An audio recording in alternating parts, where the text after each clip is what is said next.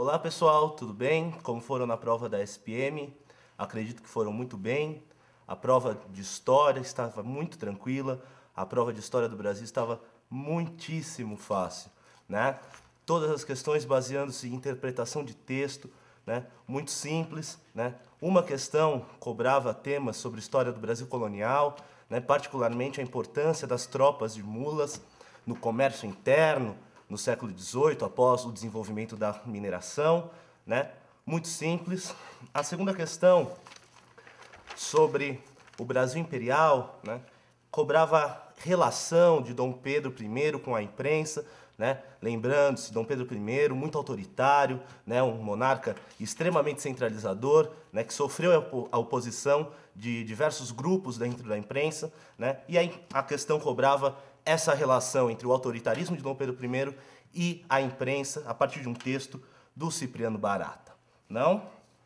Terceira questão, né, focava os ideários que nortearam a proclamação da República no Brasil, particularmente o positivismo, né, que informava os grupos militares que proclamaram a República e, um segundo momento na questão, você tinha que identificar os ideais de Euclides da Cunha no texto apresentado, né, que era bastante óbvio, o evolucionismo, as teorias racialistas do século XIX, certo? Também uma questão muito simples.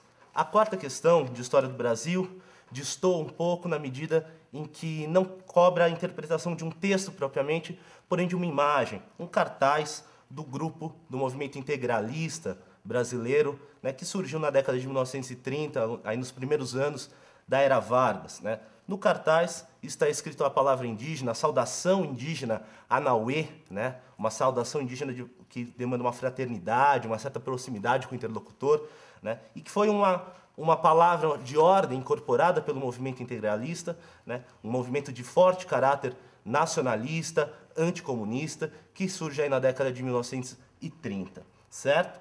A última questão, né, se refere às reformas, ao projeto, na verdade, de reformas proposto por João Goulart no começo da década de 60, né, 1964, as chamadas reformas de base. Não? A lei de remessa de lucros proposta por João Goulart, que limitaria o envio de dinheiro de multinacionais para o exterior, né, causou grandes atritos com os setores conservadores da sociedade brasileira, que culminou, né, se articulou com o exército, né, nos primeiros meses de 64, né, culminando num golpe militar que retira João Goulart do poder, instaurando uma ditadura militar que dura até 1985. Gente, as questões estavam extremamente fáceis, muito tranquilas, né? Um aluno bem preparado, um aluno que estudou com seriedade, que frequentou as aulas, que fez os simulados, não teria dificuldade nenhuma com essa prova. Não, uma prova muito honesta, muito tranquila, né? Que cobrava, claro, né, conhecimentos, mas interpretação de texto fundamentalmente. Não? É isso, pessoal. Tenho certeza que todo mundo foi muito bem. Obrigado, tchau.